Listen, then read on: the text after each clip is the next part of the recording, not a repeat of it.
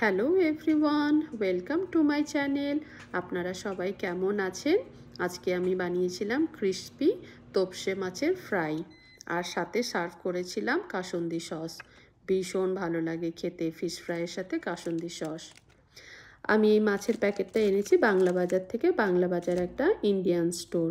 প্যাকেটের মধ্যেই expiry date, তারপরে কত গ্রাম রয়েছে, নাম, সব কিছুই মেনশন করা থাকে।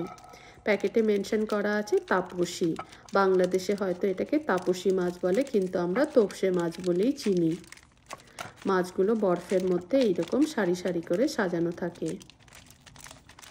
এখানে প্যাকেটের মাছ হোক আর যেই মাছই হোক সবসময় কিন্তু পরিষ্কার করাই থাকে। পেট একদম পরিষ্কার করে রাখা হয়।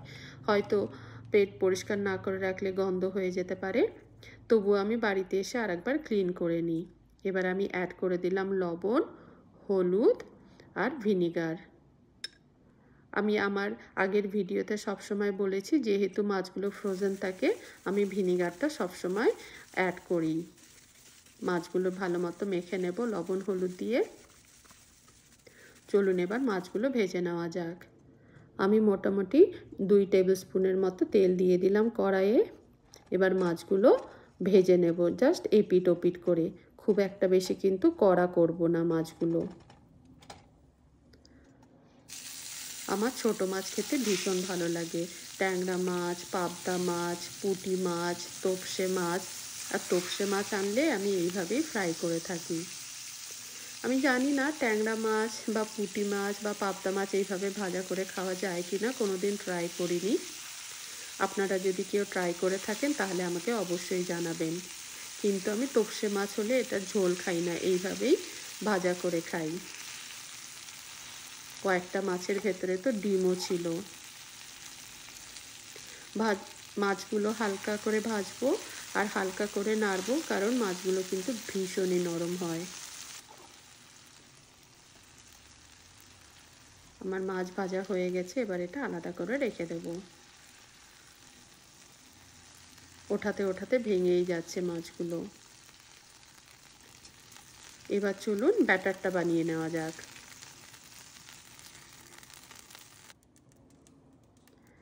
ব্যাটারের জন্য আমি নিয়েছি বেসন। সবই আন্দাজ মতোই নেব, কোনো পরিমাণ মতো আমি দিইনি। দিয়ে দিলাম চালের গুঁড়ো। চালের গুঁড়োটা দিলে একটু ক্রিস্পি হয়। দিয়ে দিলাম লবণ, হলুদ, লঙ্কার গুঁড়ো, কালো জিরে, একটু চিনি আর তেল। এই তেলটা দিলে ক্রিস্পি হয়। আমি একটু চিনিও মিশিয়েছি, তাহলে ব্যাটারটা লবণ, ঝাল, মিষ্টি সেম পরিমাণের হয়। এবার এটা মিশিয়ে নিয়ে হালকা হালকা করে জল মিশিয়ে একটা থিক ব্যাটার তৈরি করে নেব। বেশি নরম ব্যাটারটা করলে মাছের মধ্যে ব্যাটারটা আটকে থাকবে না, তাই জন্য ব্যাটারটা একদম ঠিকই বানাতে হবে।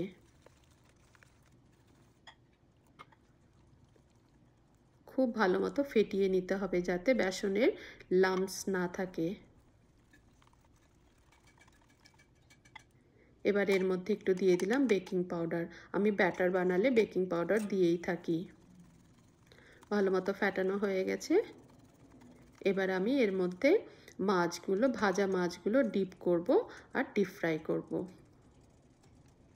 এই ব্যাটারটা দেওয়ার পরে কিন্তু আমি দেখলাম তেল একদম ভেতরে যায় না, মানে যখন ভাজা মাছগুলো খাওয়া হয় একদম অয়েলিটা ফিল হয় না।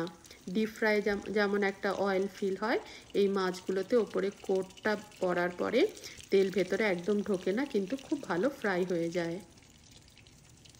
এখন তো সবাই ভীষণ হেলথ কনসিয়াস হয়ে গেছে, এই ডিপ ফ্রাই কেউ খেতেই চায় না, কিন্তু আমি এটা মাঝে মাঝেই বানাই। ভীষণ ক্রিস্পি করে ভাজবো।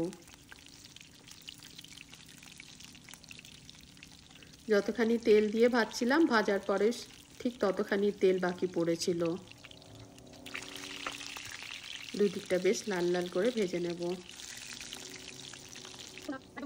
আমি কিন্তু আঁচটা খুব একটা বেশি করিনি, মিডিয়ামের থেকে একটু বেশি করে রেখেছিলাম।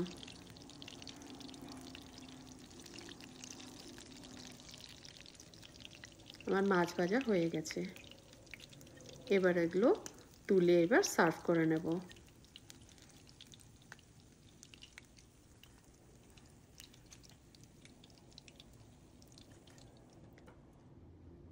কাসুন্দি দিয়ে সার্ভ করলাম। আমার খেতে ভীষণই ভালো লেগেছে।